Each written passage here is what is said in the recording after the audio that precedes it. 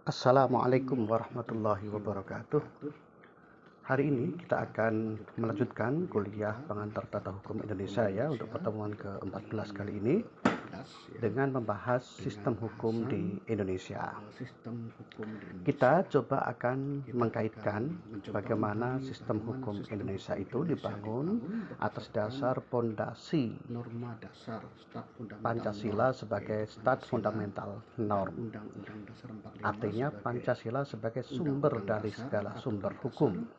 Selain itu, sistem hukum nasional juga dibangun di atas aturan dasar atau aturan pokok negara, yakni Undang-Undang Dasar 45 yang terlihat mencoba menjembatani ya antara konsep negara kesatuan Republik Indonesia dan keragaman budaya, agama ya yang ada di Indonesia. Nah, kita mulai kajian kita dengan melihat teori Hans Nawiaski ya tentang bagaimana norma di negara itu tidak hanya berjenjang ya, berhierarki, tetapi juga berkelompok begitu. Nah, ada 4 tingkatan menurut teori Hans Nawiaski itu. Yang pertama adalah norma fundamental negara atau stat fundamental norm. Di Indonesia, aturan fundamental atau sumber dari segala sumber hukum di Indonesia adalah Pancasila. Kemudian yang kedua, aturan-aturan dasar negara. Di Indonesia, posisi ini ditempati oleh Undang-Undang Dasar tahun 1945. Kemudian yang ketiga, undang-undang atau Perpu. Menurut teori Hans Nawiaski, undang-undang atau Perpu ini masuk kategori undang-undang formal. Dan di bawahnya ada peraturan pemerintah atau peraturan dalam bahasa teori Hans Nawiaski itu adalah peraturan pelaksanaan atau peraturan otonom. Bisa dalam bentuk PP, Perpres, peraturan daerah, baik peraturan daerah tingkat provinsi maupun peraturan daerah kabupaten kota.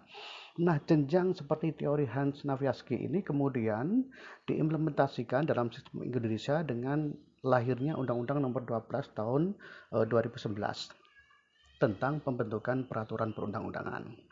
Dalam pasal 2 disebutkan Pancasila adalah sumber dari segala sumber hukum. Kemudian bahwa hierarki peraturan perundang-undangan itu ditempati oleh Undang-Undang Dasar 1945. Itu disebutkan dalam pasal 3. Dan kemudian dalam pasal 7 diatur bahwa hierarki peraturan perundang-undangan di Indonesia terdiri dari Undang-Undang Dasar 1945, TAP MPR, kemudian yang ketiga undang-undang atau peraturan pemerintah undang-undang, peraturan pemerintah pengganti undang-undang. Kemudian yang keempat adalah peraturan pemerintah, yang kelima peraturan presiden, yang keenam peraturan daerah provinsi, dan yang ketujuh adalah peraturan daerah kabupaten atau peraturan kota.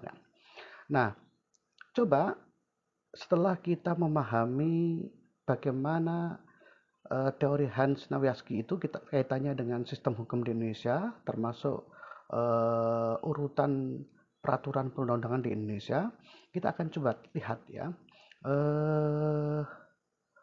hukum di Indonesia, sistem hukum di Indonesia, terutama berkaitan dengan pluralisme hukum. Nah, kita lihat ya peta lingkaran ini, kemudian cermati lebih dulu lingkaran-lingkaran yang ada huruf P-nya itu. P itu di sini dimaksudkan perdata, bahwa undang-undang ini itu berkaitan dengan aturan yang bersifat perdata atau hukum privat.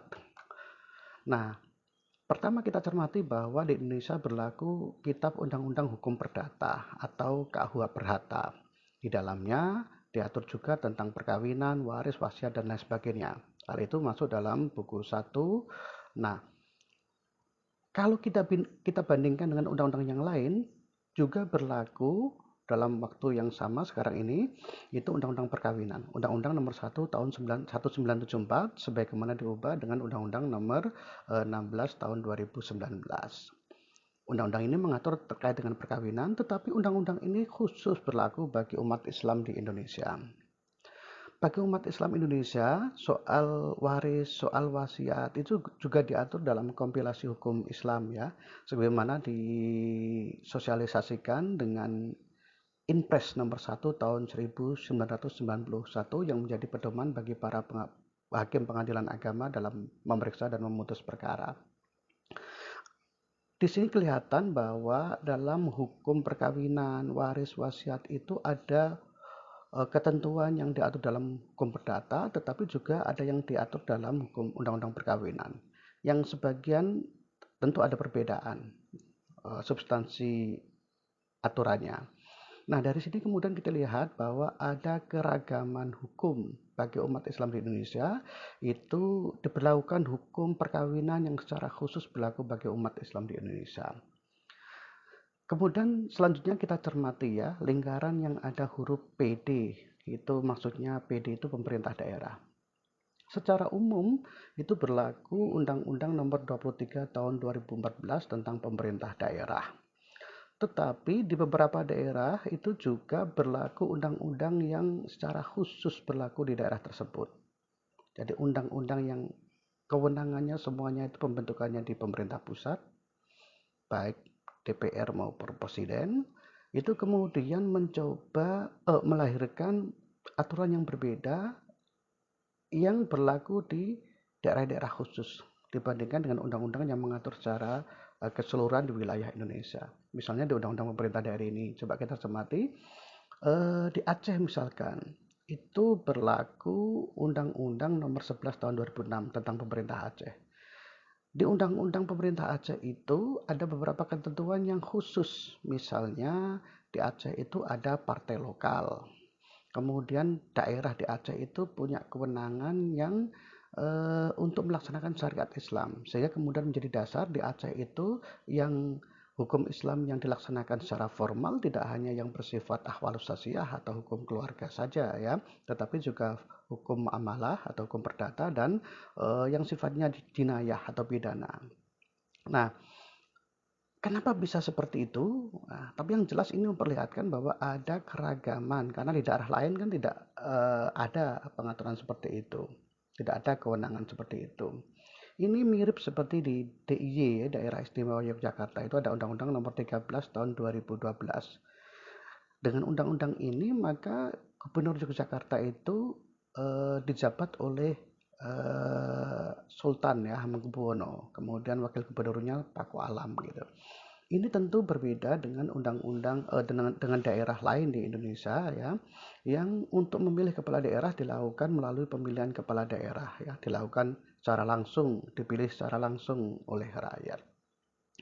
Nah, perbedaan seperti ini juga ditemukan di daerah Papua dengan adanya Undang-Undang Nomor 21 Tahun 2001 tentang otonomi khusus Papua dan juga Undang-Undang Nomor 29 Tahun 2007 tentang daerah khusus Ibu Kota Jakarta.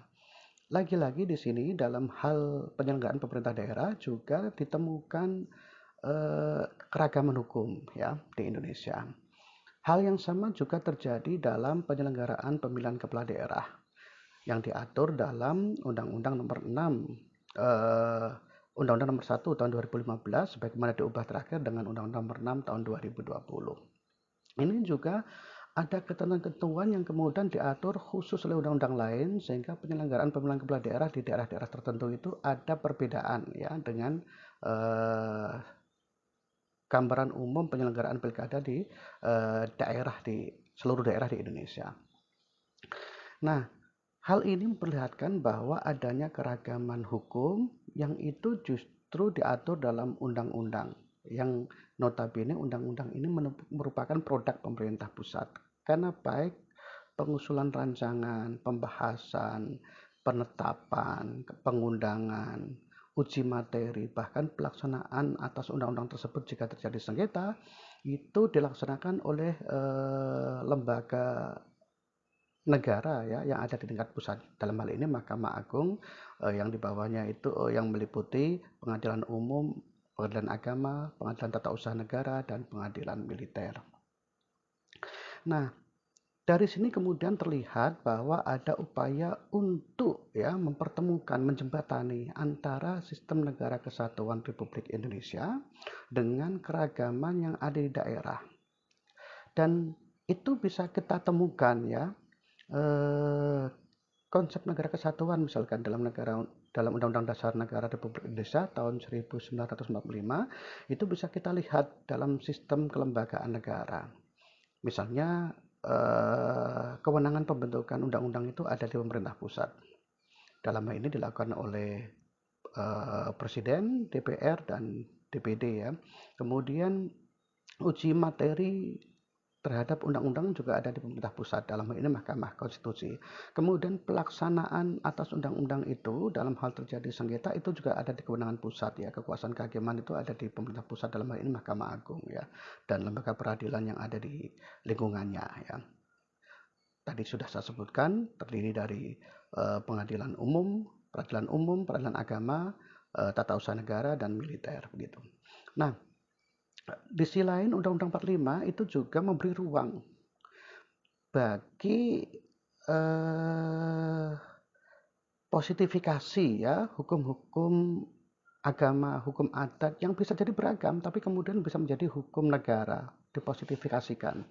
Nah, ini kenapa bisa terjadi? Itu bisa kita cermati, bisa kita pahami karena Undang-Undang Dasar 1945 itu memberikan ruang untuk itu. Salah satunya bisa kita temukan dalam pasal 18B ayat 1. Bahwa negara itu menghormati satuan-satuan daerah yang bersifat khusus atau istimewa. Kemudian di pasal 18B ayat 2 itu juga disebutkan bahwa negara menghormati satuan masyarakat hukum, adat, dan hak tradisionalnya. Nah, beberapa hal itu kemudian menjadi titik temu ya antar sistem negara kesatuan dengan sistem keragaman masyarakat, keragaman bangsa Indonesia. Dan upaya menjembatani hal itu tentu untuk menjaga ya, untuk menghidupkan nilai-nilai Pancasila. Seperti tadi misalkan ya, pemberlakuan hukum perkawinan dalam undang-undang perkawinan padahal juga diatur dalam kitab undang-undang hukum perdata. Itu menunjukkan bahwa itu diperlukan untuk memastikan bangsa Indonesia itu bisa menjalankan kehidupan yang sesuai dengan prinsip ketuhanan yang Maha Esa, dengan sila ketuhanan yang Maha Esa. Orang Islam nggak mungkin dipaksa untuk melakukan perkawinan dengan aturan yang berbeda dengan keyakinannya.